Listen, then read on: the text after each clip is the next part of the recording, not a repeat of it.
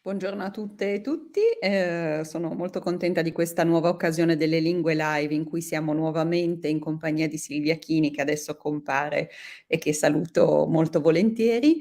Quest'oggi il tema trattato è, rispetto agli ultimi affrontati, un pochino più tecnico in qualche forma e in qualche misura, ed è appunto il tentativo di dare una sistemata, un panorama, un senso nell'uso ad uno degli ennesimi framework che molte volte nel nostro lavoro ci capita di incontrare e quindi di voler o dover mettere a sistema. Per cui abbiamo chiesto a Silvia una prima indicazione rispetto a quello che il Consiglio d'Europa nel 2018 ha scritto in una serie di raccomandazioni a proposito del lifelong learning e che ha chiamato Lifecomp. Io non rubo più tempo a Silvia, le lascio la parola e poi, come sempre siamo abituati a fare, raccogliamo nel corso della sua chiacchierata le vostre domande che potete, come vedete adesso, inserire direttamente nella chat di YouTube. Alla fine delle sue spiegazioni io le raccolgo e se ci sono chiarimenti necessari o curiosità glieli rivolgiamo. Quindi lascio la parola a Silvia e ci vediamo fra un'oretta. Grazie. Thank you. Good afternoon, everybody. I'm happy to be here and have the possibility to speak about Lifecomp, such an amazing, in my opinion, but to be honest, sometimes mysterious tool for teachers. This webinar will be divided into 3 parts. We will give a definition, as you can see from the slides. We will give a definition of Lifecomp and a brief description. Then we will investigate the different competencies, and the final part will be how to integrate basically Lifecomp into the English curriculum, into our lessons, which is quite important in my opinion. But before we start, I'd like to know how much you know about Lifecomp. So as you can see, we will use Mentimeter, this tool, which is a great tool you can also use in class. There's a code, so I'm asking you to browse the website www.mentmenti.com and to put the code 46377447. As you can see, there's a question as you use the code. I will repeat the code 46377447. The website is www.menti.com. And the question is, how much do you know about Lifecomp? I'm really interested in understanding how much you know about Lifecomp. So thank you for voting. Thank you for sharing. As you can see, I was saying before, this is a great tool you can use in class to interact with your students, because this is a website that allows you to see real-time live what your students say. It's basically real-time voting. And as you can see, every time you create a survey, you're given a code, your students enter the code, they vote, and you see real-time what your students know, don't know, think. This is great even for short tests. Okay, this is good for grammar, this is good for literature, and if you register in the website, you will see you have different templates. So you can ask them to type, you can ask them to vote, which is good in my opinion. Okay, so we have heard of it, but don't know much about it. Okay, I know it, but don't know how to put it into practice. That's good, great. So you all know more or less what Lifecomp is. So I'm happy because I will have the possibility to share some ideas with you. You will see that it's pretty easy to integrate Lifecomp into our lessons. Okay, we'll wait just a couple of minutes if there are other colleagues who want to vote, okay, and to share what they know. Okay, thank you for sharing. Okay, good. So as I said before, we will give a definition, a brief description of this framework. We will investigate the different competencies, and we will see how to integrate each competence into our lessons. Okay, we can go back to our presentation, PowerPoint presentation. Let's start with the word framework, a word we're all familiar with, to be honest. So up to 1969, schools used to give students the core knowledge, so writing, reading, maths, and something else. Speaking about foreign languages, the Council of European Union published in 1989 and revised in 1996 the European framework, this famous European framework that has become a guideline for us, a guideline for teachers and students, I would say, all over the world. But now I'm speaking about this year, so 2022, 2023, this framework is not sufficient anymore. Our world is changing rapidly, I would say. And we all need to adapt very, very quickly to new conditions. And I'm speaking about living conditions, working conditions, social conditions. We all have in mind what happened to our teaching methods during the pandemics. So we really need to adapt quickly, and we need new skills and new competencies. So the old, I would say, frameworks needed an update. And as you can see here from the slide, I've taken the official introduction, okay, of the official document. They say in our rapidly changing societies, citizens need to develop new competencies which allow them to successfully manage the challenges posed by the many transitions taking place in their work, in their personal spheres, and in society. So we're here focusing on something different. It is not the level of English in this case, but it's something different. It's something that is useful for everyday life, not just school, not just university, but every single sphere of our everyday life. This is a framework. This is the first page, as you know. This is a framework for personal, social, and learning to learn competencies, okay? And as you know, these are transversal competencies that have become indispensable, I would say, to successfully navigate, as I was saying before, to successfully navigate lives, relations, and careers.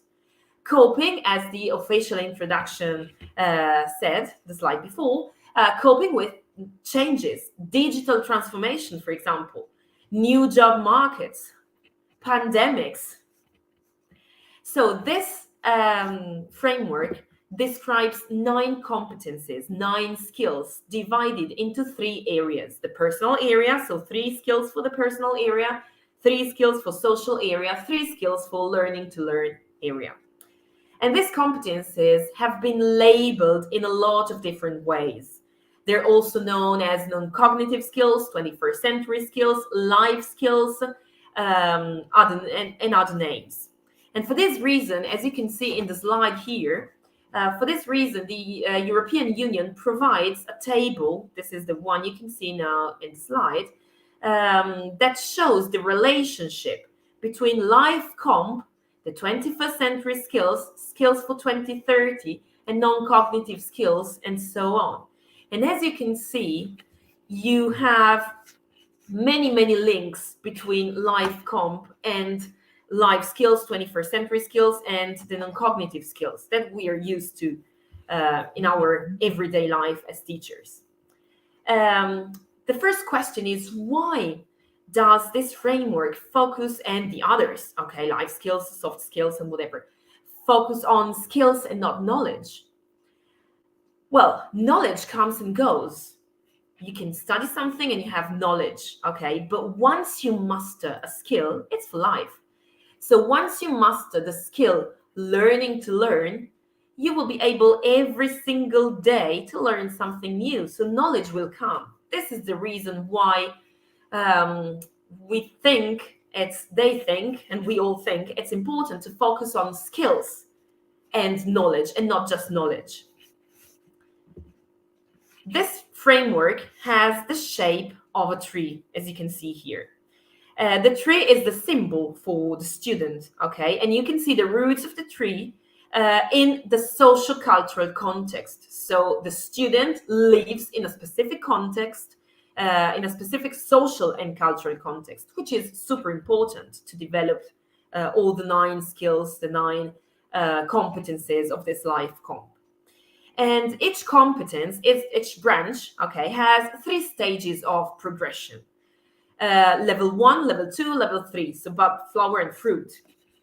And the 3 stages of progression correspond to basically a model, the awareness, understanding, and action model.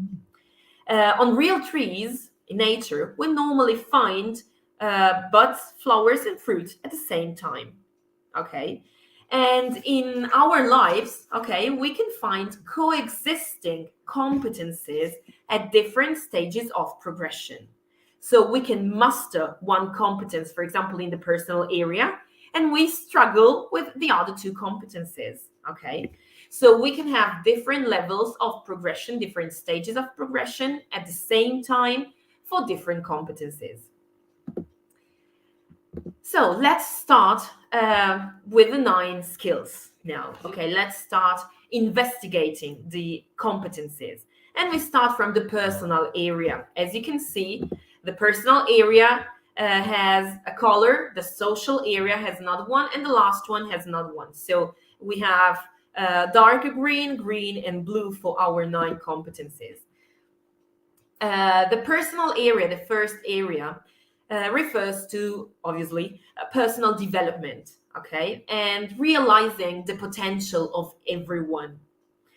It occurs in the relation and the interaction with others, with peers, with adults, with other people in general, within the social, cultural, and historical context that we've seen before. Do you remember the roots?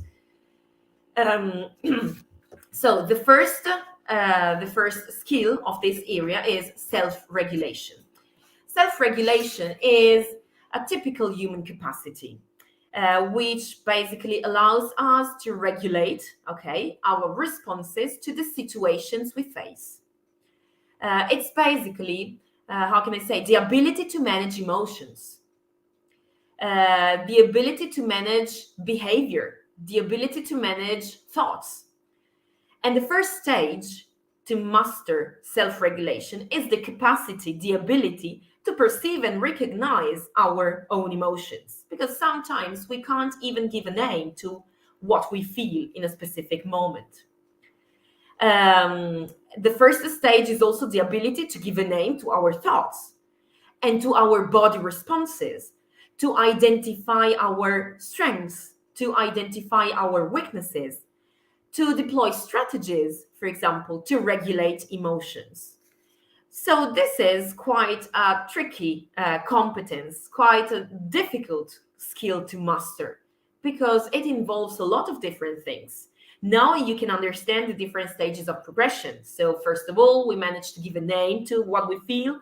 Then we try to act, to regulate our body responses, and then we finally master this skill, which is quite difficult. But how can we integrate all these skills, all these things that we've said so far into our lessons? Well, there's one thing that is super easy. We all have in our books that unit that speaks about feelings and emotions. So why not expanding it a bit to help our students to master this competence, this skill? So for example, as you can see here, there are some examples. The first one is mood meter. So this is a good thing. This is a nice thing. You can find different models, different templates on the net. Okay, this is a good thing, not only to teach vocabulary, of course, when you have that particular unit on feelings and emotions, you need your students to learn some words to express their feelings and emotions. So this is a good way to help our students learning vocabulary, but also recognizing their own emotions. You can ask them to choose, for example, 3 adjectives every day or at the beginning of every lesson to describe how they feel. Or you can set up an activity in which you present different situations and you ask them how they would feel in that particular situation. Or after reading a passage, literature, a text, a poem, a novel, you can ask them how the different characters feel using this mood meter. So not only they will learn some new words, but they will start managing, recognizing emotions. and labeling emotions, I would say. There's a film, you've all recognized this picture. There's taken from the film Inside Out. I love this film. I always use it with my second year students, especially in the Liceo delle Scienze Umane, because in the second year they study emotions and feelings also with our colleagues. So it's a great opportunity to work also with other colleagues. This is a great movie, I was saying, because it helps us reflecting on social and emotional aspects of feelings, okay? And it helps students giving a name, understanding how they work. This is why it's also good, a good thing to work with our colleagues. You've recognized an FCE speaking activity, because speaking part 2 can also help reflect on other people's emotions. In this case, we have the question, why do people enjoy activities like these in their free time? As you know, students have to describe, compare, and contrast the two pictures, but then they answer the question. So this is a good way to reflect on emotions and feelings, and to give them a name. Last but not least, the thumbs up, thumbs down. Well, the activities, one thing I would like to say, the activities you see written in this way are the activity directly suggested by the Council of the European Union. So you can find them online on the official website, Lifecomp. There's another PDF that is called Lifecomp into Action, okay? That gives you a lot of ideas on how to work with Lifecomp in class, okay? So these are directly taken from that PDF. Thumbs up, thumbs down is a super easy activity. You can use it in the first year. You can use it with A1 levels, A2 levels. And basically, you invite your students to quickly, as you can see here, assess and show their level of understanding, okay, with thumbs up or thumbs down, okay? Or if they feel good, if they're not, okay? If they like one thing, if they don't like it, okay? It can be a super easy activity for beginners. It can be an activity to quickly assess something even with higher levels. The second skill is cognitive flexibility. Well, in our complex, I would say uncertain, ambiguous society, we really need to be able to change or to persist in order to cope with ever-changing circumstances, okay? And cognitive flexibility was in 2019, okay, the most requested skill in online job ads, okay? So cognitive flexibility was the most requested skill in online job ads. So it's super important to teach, to help our students mastering this skill. Basically, this is the ability to adapt, to change. That's it. And flexibility is the competence to make decisions, for example, when the result is uncertain, when the information available is partial, when there's the need to modify our actions, okay, because of the changing circumstances, okay. And it's quite easy, I would say, to practice this skill in class. First of all, a great activity you can organize to help your students being flexible, cognitive flexible, is an escape room, okay? Basically, any topic can be integrated into an escape room game, okay? From grammar to literature to citizenship to everything, basically everything, okay?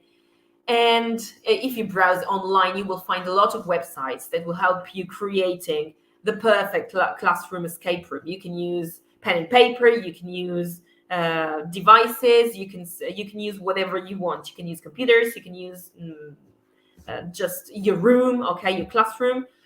And students in escape room activities will be forced to think, let's say, out of the box, because they will be forced not only to cooperate. We are going to speak about communication and cooperate in a few minutes, okay? But they will be forced to think, to be flexible, because of course they need to adapt to the changing environment you've created. Another thing I really like for flexibility is the game Taboo, okay?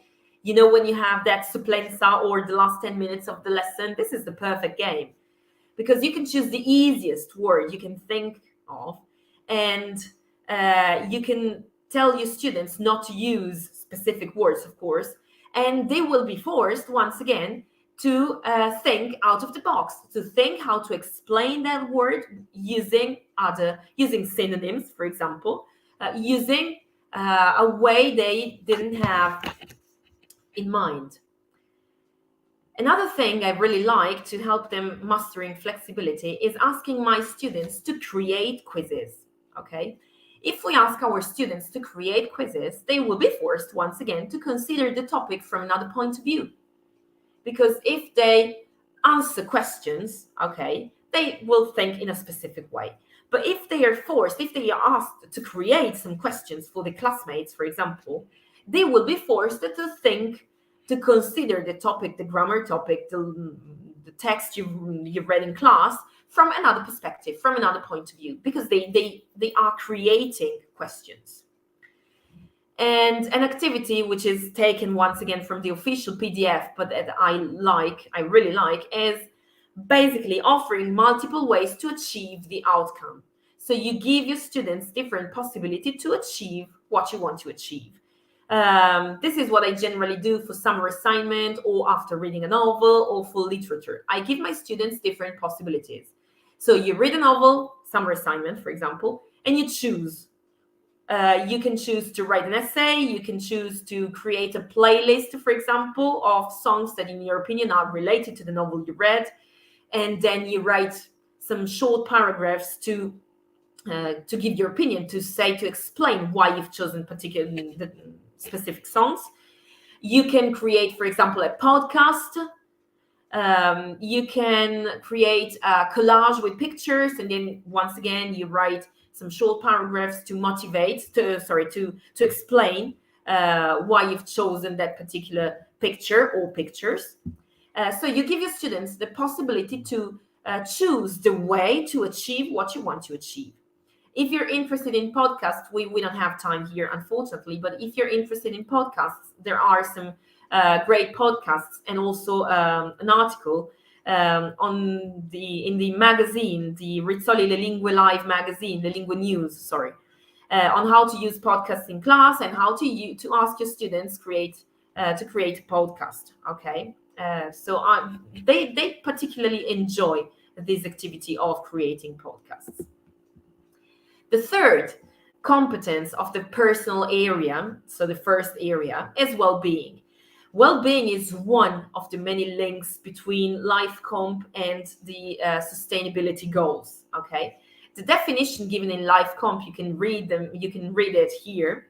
The definition highlights the interdependence, I would say, of physical, mental, social, environmental aspects of well-being. And in this case, we will speak with our students about physical, cognitive, and emotional well-being. In class, we can openly speak about topics such as climate change. In this case, the website of the British Council, you can see it here, provides a lot of material for different levels from A1 to C2. So bullying or violence, or we can really speak with our students about a lot of different topics. And this is good because we can combine Lifecomp, English language, and cittadinanza. I know that we are always looking for something to integrate cittadinanza and English lessons, because we all need time to cover everything. This is a good opportunity. With one lesson, you will cover English language, Lifecomp, and cittadinanza. You can speak about the role they play in our society. You can speak about stereotypes. You can speak about difficulties. You can speak about discrimination. And as you can see, this is not just a matter of language, but you can also use these activities for literature. You read something, you read a poem, you read a text that is related to climate change, okay? you use, for example, a great speech. Once again, if you want to use great speeches in your lessons, there's the link here in the presentation. You can read the article and you can listen to the podcasts, Le Lingue News, to understand how to integrate great speeches. There's an example there, for example, Greta Thunberg. Okay, how can we use that speech in class? If you start from that speech, you will practice basically Lifecomp, you will speak about cittadinanza, and you will also speak about sustainability goals. So it's a great opportunity. This skill, mastering this skill and practicing this skill, is a great opportunity for a lot of different reasons, as you can see. We move now to the social area. Being socially competent means basically cultivating an attitude of collaboration, respecting diversity, overcoming prejudice. The first competence of this area is empathy. Okay, empathy is basically the understanding of other person's emotions, other person's experiences, other person's values, okay, which is quite difficult nowadays. And this is a skill we can practice, for example, at the very, very beginning of the first year. Our students don't know each other. So this is, once again, as you can see, an activity taken from the official PDF. You can help your students building relationships into class. At the same time, practicing empathy, okay, understanding at least this skill. With peer-to-peer interviews, with the possibility of sharing personal objects and stories about them.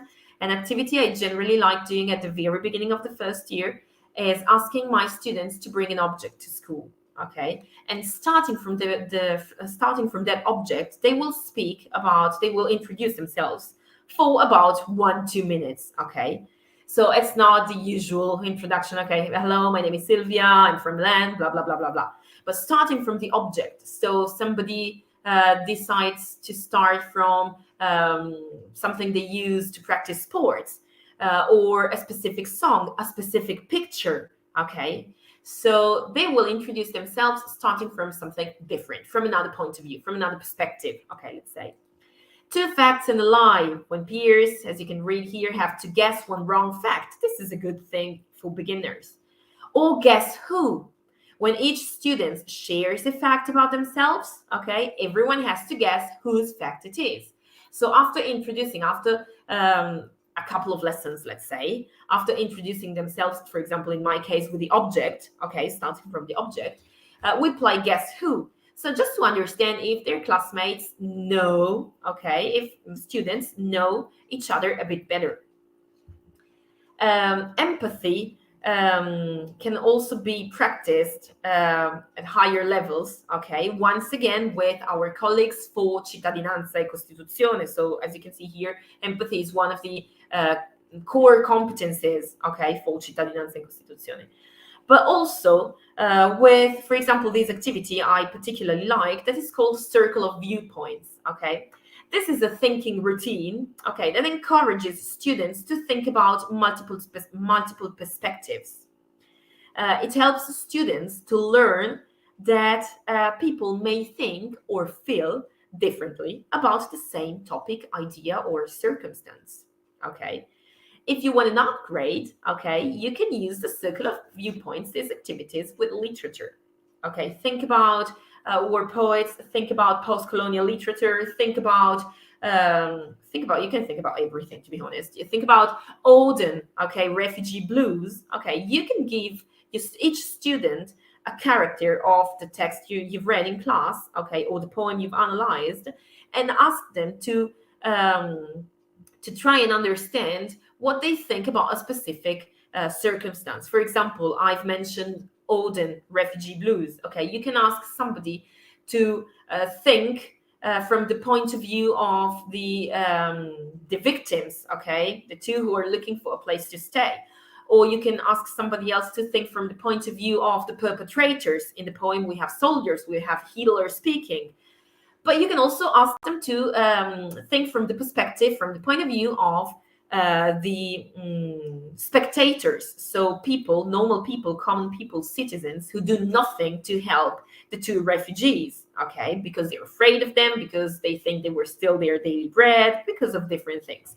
So this will help students understanding that people think, feel, and react differently in the same circumstances, or facing same ideas, okay? The second skill of this area is communication. Okay, communication, we're super lucky with this skill, because I would say 100% of our subject, 100% of our lessons is basically based on communication. Okay, here in this case, in Lifecomp, we speak about the use of relevant communication strategies, okay, codes and tools, depending on the context, depending on the content, depending on the situation, depending on the speaker, depending on a lot of different things. I'm not spending time here to speak about the 6 elements of the linguistic model of interpersonal communication, because we are all familiar with them, and because there's no time, unfortunately. But there's one thing I would like to highlight. I would like to say the spread of digital technologies has created new ways of communicating. Okay, let's think, for example, about computer-mediated communication. Okay, so this is the reason, one of the reasons why our students should master this skill, communication, because we do not communicate always in the same way. Okay, and you're all familiar with emails, ciao prof, or something like that. So communication is really important, not just for school, but for daily life, even after school, even after university. So every task in which students are forced to communicate, okay, is great to practice and to master this skill, this competence. We can speak about debates, or discuss and justify activity. We can take into consideration open conversations, peer-to-peer conversations, okay? Speaking about communication, I would like to highlight the great possibilities offered by eTwinning. I'm sure you're all familiar with eTwinning.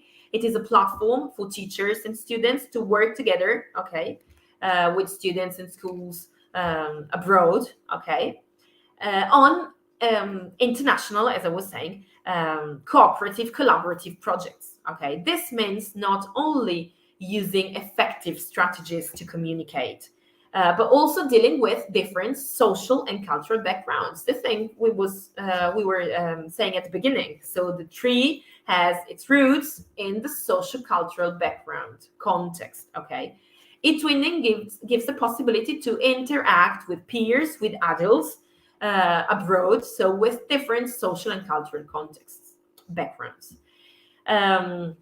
It is also good to speak about netiquette if we are using computer-mediated communication, because our students do not master netiquette, I would say.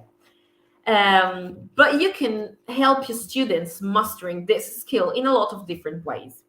When I wanted, for example, my students to communicate with adults, okay, I've sometimes asked them to write emails or to call hotels abroad to book a room, for example. In this case, we also, if they're sending emails, if I'm asking them to send in emails, we're also practicing how to send, how to write formal, informal emails, okay, for even certificates, as you know. Or they can write an email, or once again call to ask for information about tourist attractions, okay? Or they can ask for information about universities, university fees, university facilities, or whatever we want, okay? Basically, whatever they like, okay? The important thing is mastering communication, understanding how to write a formal or informal email, and how to ask basically things. It's according to the topic we're studying. But once again, I would say every task in which students are forced or need to communicate is great to practice this skill. And collaboration. Wow, collaboration is great. As we all know, collaboration has become a fundamental skill in almost every field, not just in class, not just at home, but really in every field. People who are willing to collaborate, okay, are basically likely to find better jobs, to find good compromises.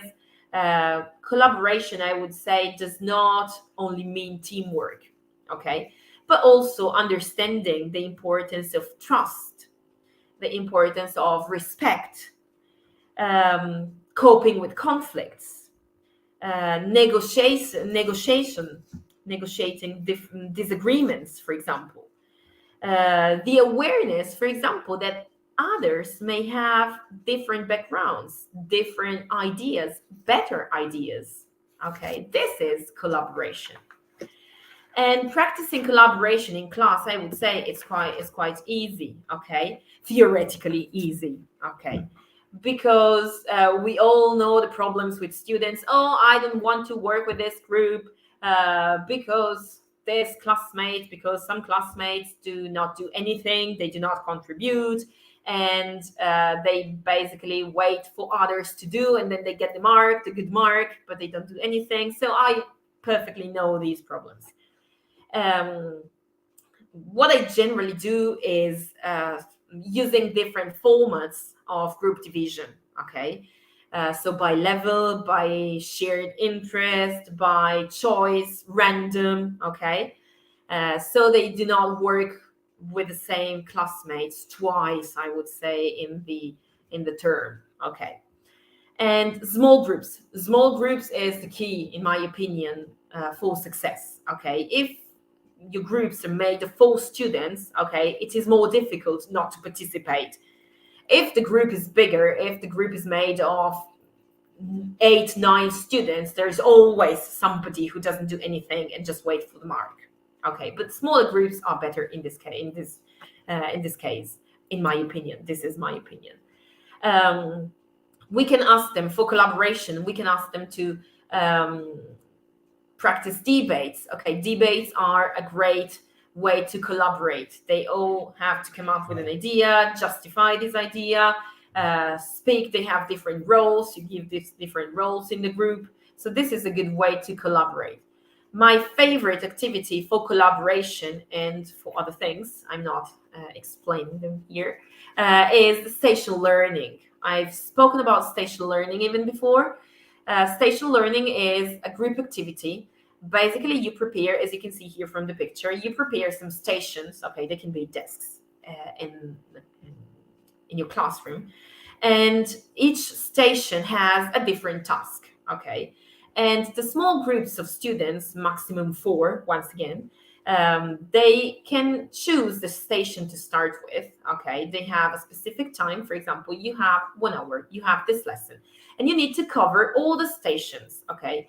And they are autonomous. They can choose, they can decide how much time to spend on one specific station, where to start, where to finish, but they need to complete all the tasks.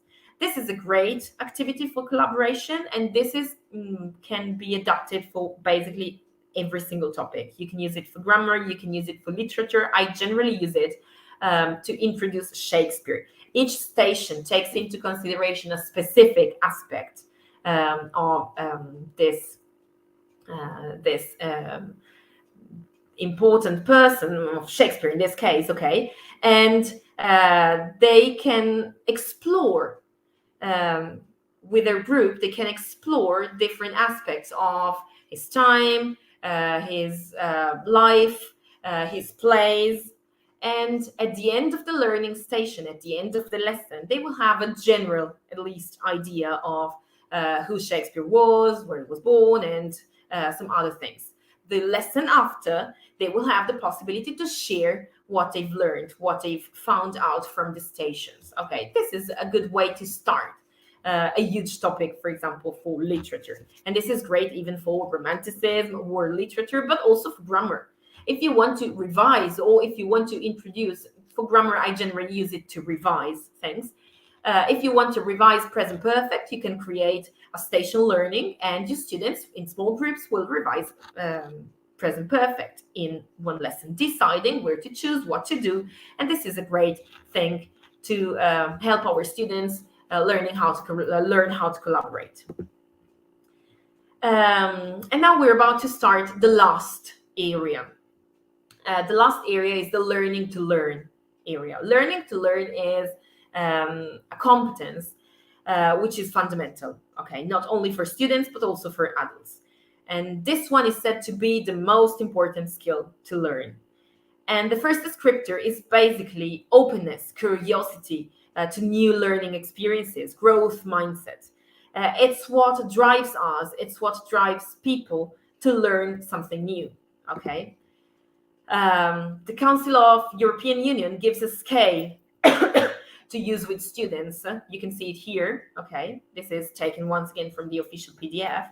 To help them reflect on their attitude towards learning new things, okay? Speaking about activities, I would say that everything that makes our students discover something new can be considered relevant for this skill. Videos, web quests, reading, novels, poems, everything, really, every newspaper articles, podcasts, music, everything, films. So I generally try at least to start from what they like, because if they study something, if they start with what they like, they will probably be more interested in the topic, okay? So sometimes, for example, for summer assignment, I give lists of titles and they choose what to read, or I let them free to choose the topic for a writing assignment, okay, writing task. If we are working on, I don't know, sports, okay, I will give them 3 or 4 titles, okay, and I will let them choose. Basically, different aspects of the same topic. So they're forced to use the vocabulary we've studied together, okay, but they can choose the perspective, they can choose how to consider the topic. And then we have critical thinking. Critical thinking is crucial to cope with uncertainty, complexity, change. It's basically the awareness of potential limitations in one's knowledge, okay? The evaluation of credibility, the willingness to fact check, but also the ability to compare, analyze, assess, summarize. So it's a crucial skill. There are several activities that we can use in class to activate critical thinking, okay? We can ask our students to explain the problem, to create a mind map, anagrams, okay? For online resources, okay, we can use the test we have here, CRAAP test, okay, to assess the currency, relevance, authority, accuracy, and purpose of something we find online. So to think out of the box, basically.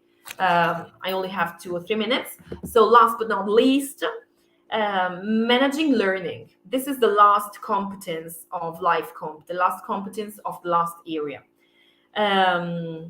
Managing learning, that means the ability to plan, organize, monitor, review our learning, okay? Improve our learning. This means that the first step, first of all, we need to realize that we are all learners. We're still learning, okay? We are all learners with specific interests, desires, motivations, abilities, skills. So this is the first step to master managing learning, okay? You can invite your students to start portfolios, for example. They can be digital ones or not, okay? To showcase their achievements and to set their goals. Or there's another thinking routine I always use, for example, for literature, to activate this last skill.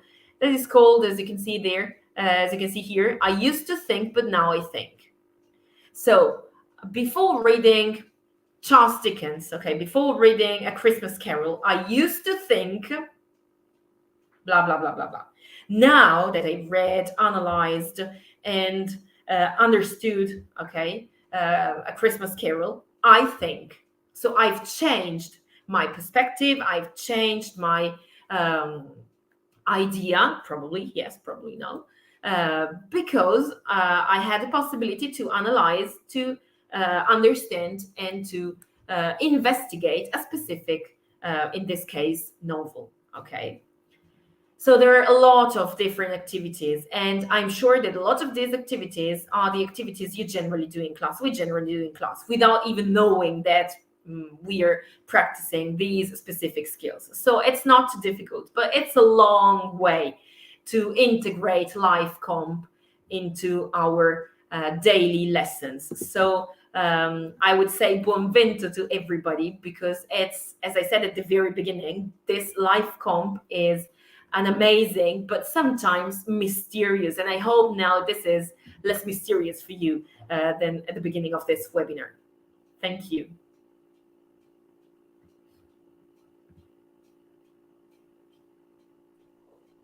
Grazie Silvia, come sempre, anche perché era una selva abbastanza complicata intorno alla quale muoversi, soprattutto il tabellone, appunto, che in qualche modo appunto il Consiglio d'Europa ha messo a disposizione per incrociare tutte le forme di ragionamenti che sono anche, mi sembra, di alto livello e di buonissimo dettaglio rispetto all'incrociare quello che rende uno studente appunto non solo uno studente ma una persona, ed è un passo avanti molto bello secondo me. Certo. Quindi immagino non sia da prendere come niente di prescrittivo, però forse è stata una bella esplorazione per capire che ci sono delle cose che toccano più o certe situazioni a scuola per quello che possiamo fare o certe tipologie di studenti o argomenti. Ti chiedo una cosa, ad un certo punto è entrato in gioco un altro pezzo sulla scacchiera che tu hai citato, che sono le thinking routines.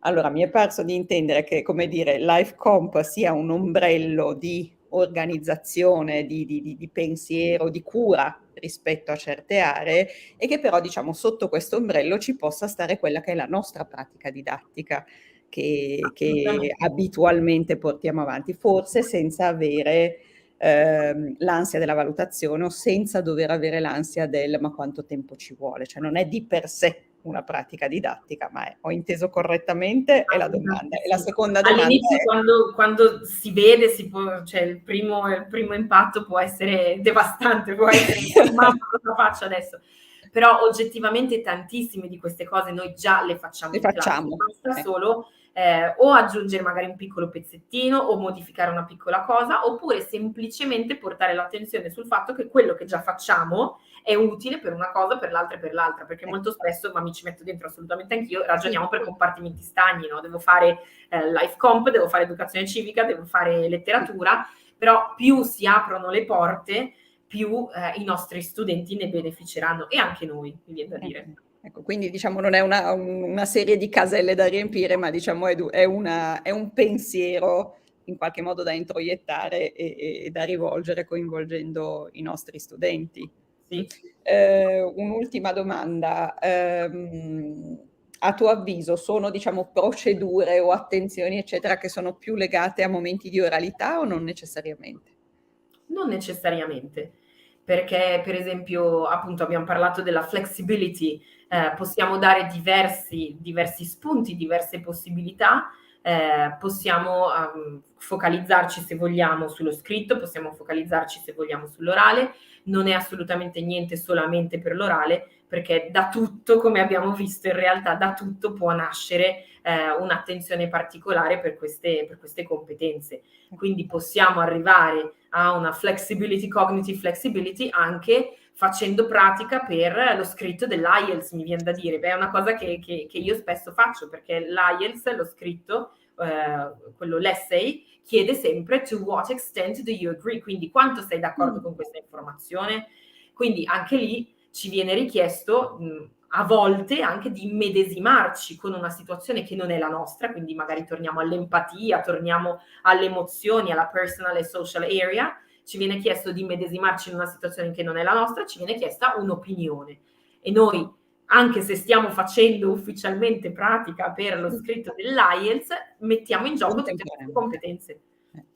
Hai mai avuto modo appunto di ragionare invece sulle forme di autovalutazione di questa cognitive flexibility, cioè quanto gli studenti annusano o quanto riescono a capire che effettivamente è un movimento di pensieri, di comportamenti, di stare a scuola, di portare la scuola fuori casa, di portare la vita a scuola, eccetera, cioè quanto è possibile renderli consapevoli?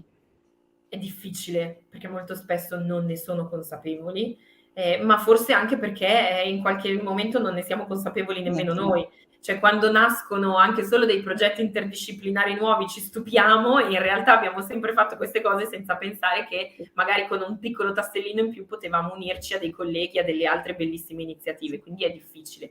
Il sito ufficiale, il PDF ufficiale, diciamo il ecco. documento ufficiale, sia Lifecomp che Lifecomp into Action, se voi lo scrivete su Google lo trovate subito, dà delle scale proprio, sono molto utili secondo me, delle scale per gli studenti e anche per gli insegnanti per capire a che punto si è del percorso, cioè quanto mi rendo conto di quello che sto facendo mi può servire per questo, quello, quell'altro. Mi rendo conto che magari una cosa che ho fatto nella lezione di inglese piuttosto che nella lezione di storia mi può servire per la partita di calcio che ho con la mia squadra oggi pomeriggio. Quindi ci sono dei riferimenti che li obbligano fondamentalmente a tirar fuori, a cercare queste connessioni. E questi secondo me sono molto utili. Ti ringrazio tantissimo, aspettiamo di rivederti presto, auguro a tutti una buona serata, vi ringrazio per essere rimasti con noi e vi aspettiamo per i prossimi appuntamenti di Le Lingue Live. Arrivederci Grazie. a tutti, grazie.